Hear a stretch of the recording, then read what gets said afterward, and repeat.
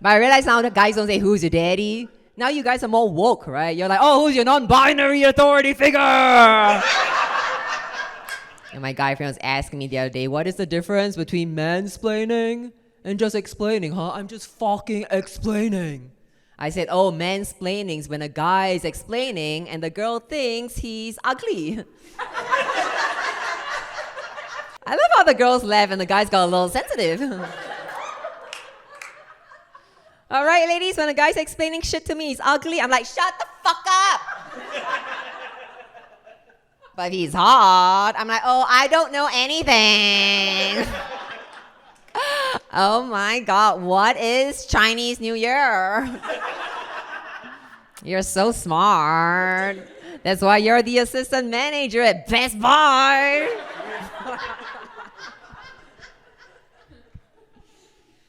I posted this joke on Instagram. It went very viral, 2.5 million views.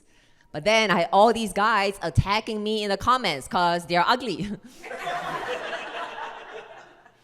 But they started shitting on my looks. They're like, oh, you're so ugly. How dare you, dog? And that cut deep because when I was a teenager, I was considered very unattractive. I had thick glasses. I wore braces, acne all over. I was even fat, but Asian fat, so 120. I'm glad y'all got it. I tried this joke in Singapore. They're like, 120, so fat. What's so funny?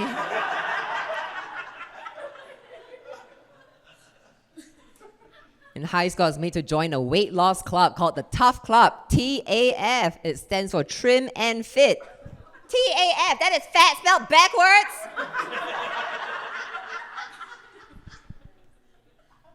I'm from Singapore. I came to America for college. And the first thing I learned was that y'all can't tell Asians apart. I learned this because back in college, when I went to the bars with my Asian friends, we could all get in with one ID. We used my dad's ID. I was recently on an airplane. There was a really hot guy sitting next to me. I wanted to flirt with him, but I couldn't take off my mask at the time, so I took off my shirt. He looked at my tits, he was like, little boy, where's your mom? I love how the big titty girls laughed the hardest at that one. When I first came to America, I wanted to learn the American accent. I studied British English, and we pronounce certain words differently. For example, in Singapore, we call it France. Americans, y'all call it? France, yeah. We call it Afghanistan. You call it? Afghanistan. We call it Bangladesh. You call it? India. Oh, yeah, that's right. I love how, like, Americans, you have a good sense of humor, how you can laugh at yourselves. You're like, oh, yeah, we dumb, but we happy. I always think it's so cute when an American tries to show off that they know something about another country, but ends up showing their ignorance. So for example, when I tell an American I'm Chinese, I'll often get, oh, do you speak Mandarin or Cantonese? Like to show off that you know we have 2 languages in China, right? We have 300. It's not a flex, Americans.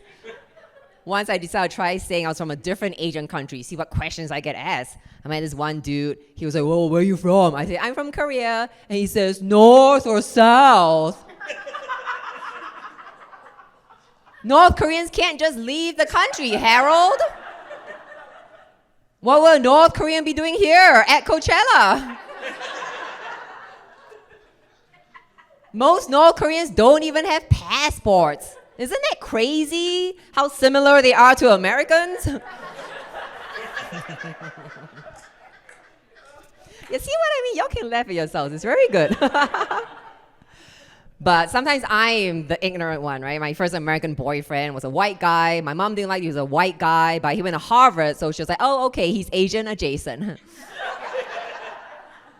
And the first time we hooked up was so weird because he kept asking me questions in bed, like, who's your daddy? Who's your daddy? I was like, Anthony Chia, Anthony Chia.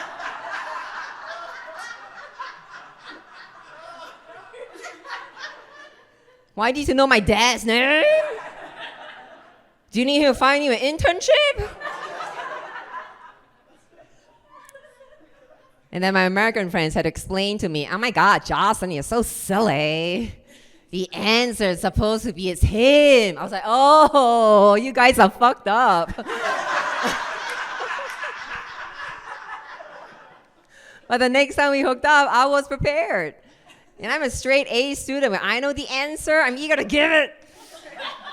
So before he could ask me the question, I answered him. I said, you're the father. You're the father.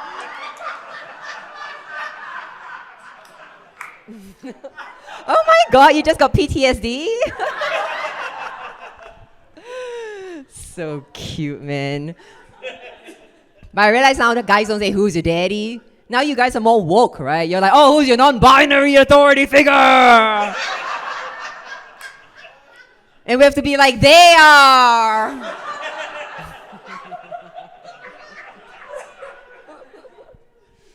And ladies, all right, who likes being dominated in bed, huh? You look like you like it, right? Yeah, you like it. Oh, yeah, you like it. You like it when a guy yanks your hair, spanks your ass. Oh, yeah, telling you nasty shit like you deserve to make 79 cents on the dollar. Who makes a dollar? Who makes a dollar?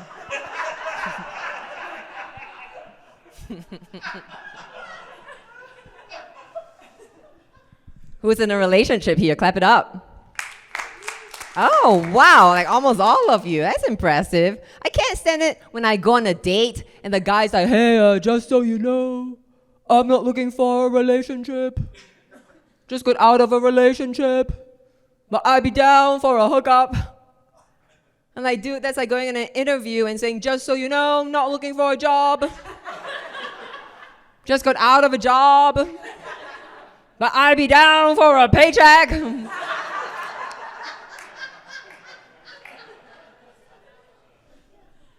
Man, I got so sick of this. I started using reverse psychology by being the first to tell men that I wasn't looking for a relationship. And guess what? Guys really like that. Once I went on a 6th date with this guy. 6th date, when he told me he wasn't looking for a relationship. I was like, too late, you're in a relationship. Tomorrow we're going apple picking. I was like, forget it, I give up. I'm turning to a lesbian. And guess what? Guys really like that. I am seeing someone right now. It's been 3 months, but we still haven't slept together because I want to do it right this time. I'm going to wait until I'm officially his girlfriend and he's officially 18. And I'm 50. Yep, this is 50 in Asia. Suck it, white people. My sexual pet peeve with him is that he's always trying to let him pull out. He's always, oh, come on, man, let me pull out. I got good pull-out game, I'm like, all right, I'll trust you to stop having fun in the nick of time. If you trust me with your credit card at Gucci. Oh yeah, I'll be at Gucci putting your credit card into the machine. Don't worry, just a chip.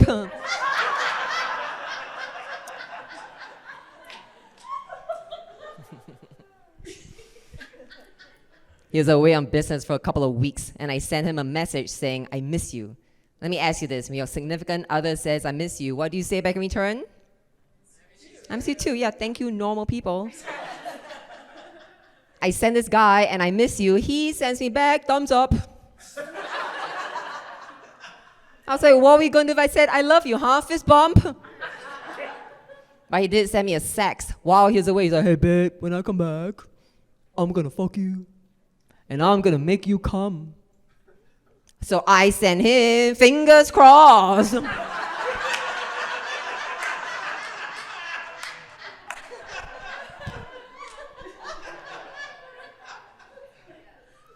Has anyone here been to France? Nobody? Kind of? Okay. Do you learn? You were 8? Oh, all right. Yeah, not really. Did you say you have? Oh, okay, fancy people. But did you learn that the French can speak English, but they won't? Yeah, right? Exactly. They're pieces of shit. So I had to trick them by first speaking them in Chinese. I went up to this French guy and I said, Ni hao ma? And he said, Parlez-vous français? Which means, do you speak French? And I said, 你这个大笨蛋, 大肥猪, 神经病, 王八蛋, 他妈的, which means no. And then he said, oh, do you speak English? I was like, English. Who your daddy?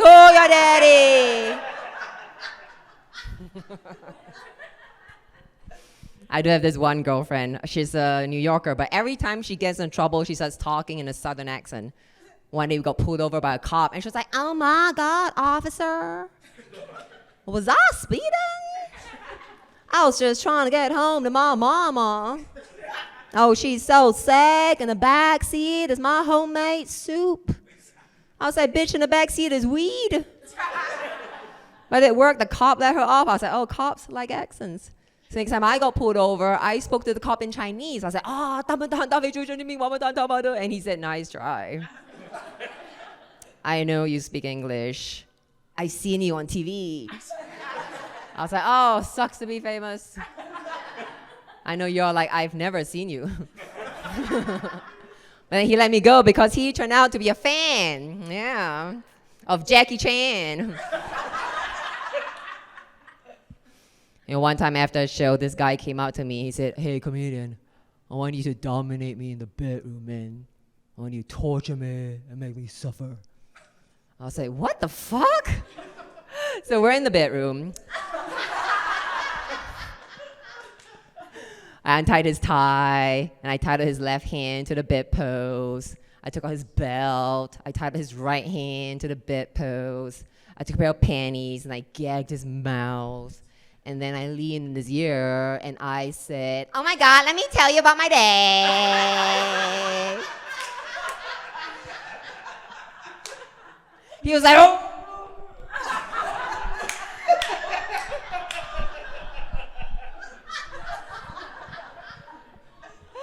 It was so nice to see you again.